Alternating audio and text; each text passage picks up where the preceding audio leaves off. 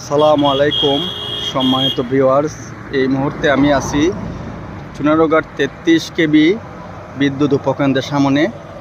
দেখুন, এখান থেকে সারা উপজেলায় বিদ্যুৎ সরবরাহ করা হয়। এখান থেকেই আপনার লোডশেডিং করা হয়। দেখুন বিদ্যুৎ উপকেন্দ্রটি।